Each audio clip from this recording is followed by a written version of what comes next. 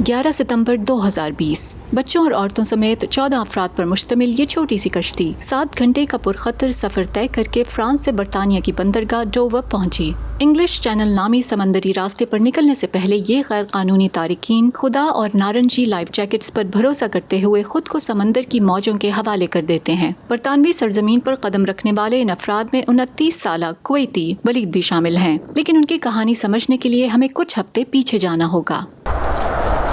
31 अगस्त 2020 शुमाली France का इलाका गांद Sindh railway line के करीब एक जंगल में आरजी खैमे में वलीद इराकी शहरी फलाह के साथ रह रहे हैं, जिनकी 2 बच्चियां हैं। 4 साल कबल फ्रांसीसी हुकाम ने यहाँ से 30 किलोमीटर दूर केले में गैर कानूनी तारिकीन कैंप को बंद किया तो वो यहाँ जमा होने लगे। यहाँ के मकीन तेजी से तब्दील होते हैं और एक की छोड़ी हुई अशिया यहाँ आने वाले नए अफराद इस्तेमाल कर लेते हैं, जैसे ये जली हुई देगची जिसे वो गदले पानी में खाना पकाने के लिए इस्तेमाल करते हैं। ये रिहाइश है और बरतानिया के समंदरी सफर पर निकलने तक बुनियादी जरूरियात पर खुद को जिंदा रखना ही यहाँ के मकीनों का असल मकसद है। वलीद कुवैत की बदू कम्युनिटी से ताल्लुक रखते हैं, जिनकी कोई शहरियत नहीं। वो यूनान समेत दीगर यूरोपीय ममालिक से होते हुए फ्रांस पहुँचे और अब बरतानिया के सफर की तैयारी कर रखी है।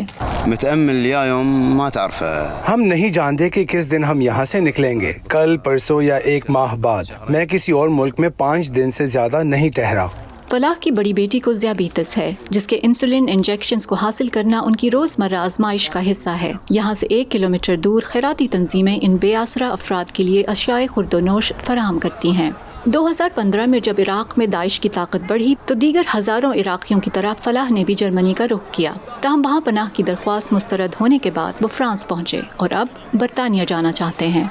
बस के इंसान हम सिर्फ इंसानी सलूक चाहते हैं, हमें भी जीने का हक है, इसीलिए अपने मुल्कों को छोड़ा। आज़ादी से जीना बच्चों का हक है। हम जानते हैं कि ये मौत का सफ़र है, लेकिन फिर भी जल्द निकलना चाहते हैं। हमारी किस्मत खुदा के हाथ में है।